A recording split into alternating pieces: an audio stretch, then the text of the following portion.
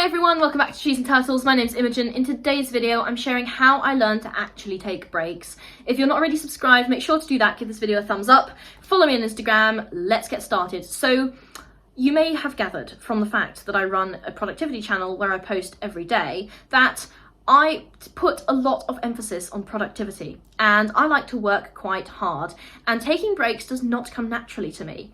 So unfortunately, I am also human and I experience burnout, therefore I am kind of forced to take breaks.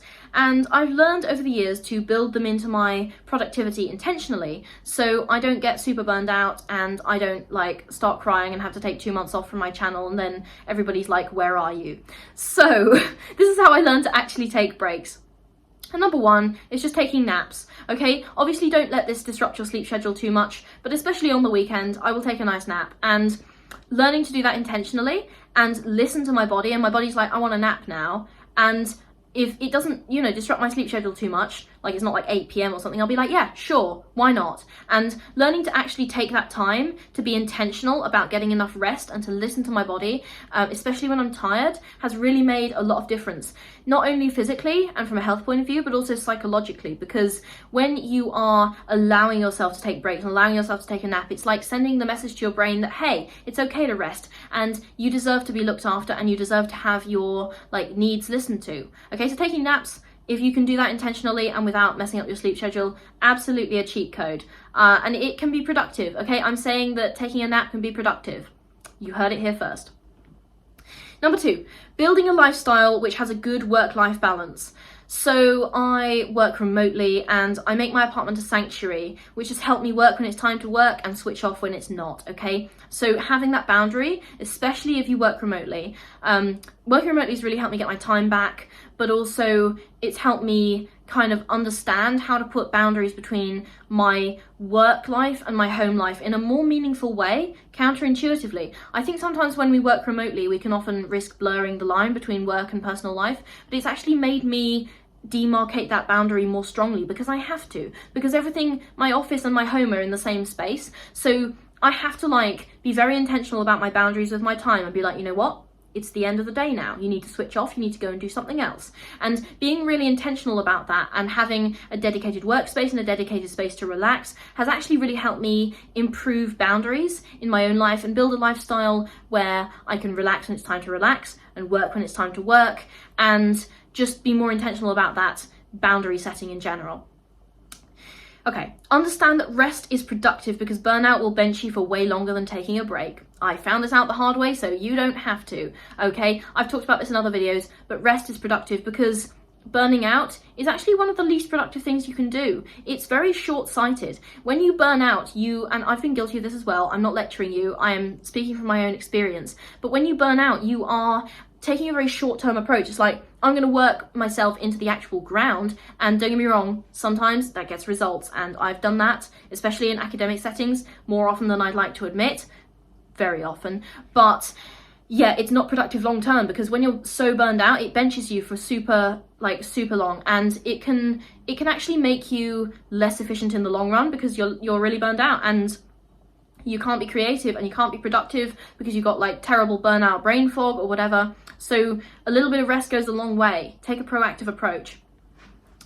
Another thing that's really helped me is finding things that I like to do on breaks. I hate being bored, and sometimes breaks are boring, okay? So when somebody would be interrupting me when I'm working and you should take a break, I'm like, nah, I don't want to do that because I'll be bored, because the thing I'm working on is interesting and it's keeping my mind occupied. And if I take a break, then I've got to go and I don't know, just sit for a bit, and that's really boring and I don't want to do that, so I'm just going to work myself into the ground.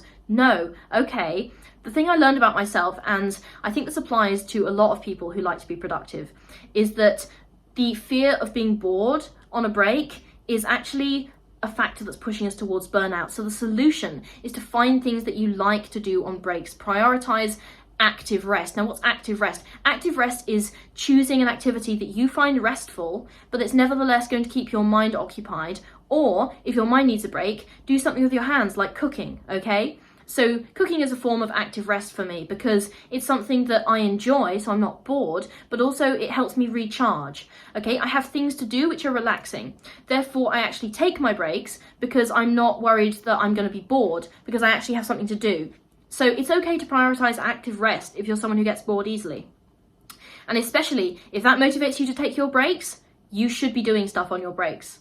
Does that make sense? Take a break, and if the form of that break means that you're doing something, but you're being replenished and refreshed by doing that thing, that is absolutely valid, okay? Nobody said that breaks mean you have to do nothing. If the prospect of doing nothing is deterring you from taking a break, then it's doing more harm than good, okay? You should prioritize active rest. Another thing that's really helped me is being with friends who force me to switch off, okay? So I have a great variety of personalities among my friends, and some of my friends are a lot easier at relaxing and just, you know, doing stuff that's not directly productive than I am. And this is not like a backhanded compliment or anything. My friends are incredibly fun, and they have and often they've had a lot more of a healthy attitude to productivity than I do, and so I've learned so much from that. And being with friends who like force me to switch off, who are like, we're going to do this now, or, you know, we're going to go to a cafe and just sit and admire the, you know, watch the world go by. And having friends who like force me to slow down and just talk about, you know, random life stuff for a while has been so fulfilling, and that has been a massive learning process for me in terms of learning to actually take breaks. And finally, I kind of talked about this a little bit before, but activities which induce a flow state have been really important for me. So I talked about active rest, and that's making sure that you're not bored and having activities to do which make sure that you're not bored and actually recharge you. But activities which induce a flow state are really important. And what do I mean by flow state? I mean that your whole sort of mind is like wrapped up in the activity and you find it really fulfilling.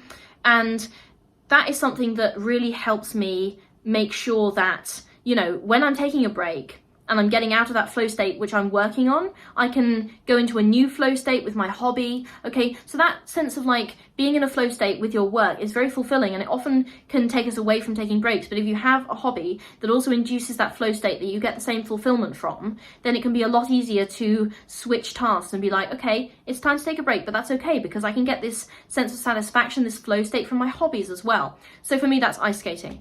When I'm on the ice, it just feels like my whole mind is like devoted towards, I've got to do this figure eight, or, you know, I'm going to stay upright, or I'm going to like glide 15 feet on one skate, or whatever. But I just have to put all of my focus into that, because if I don't, I'm going to fall over. So activities which induce a flow state as hobbies, not just as work.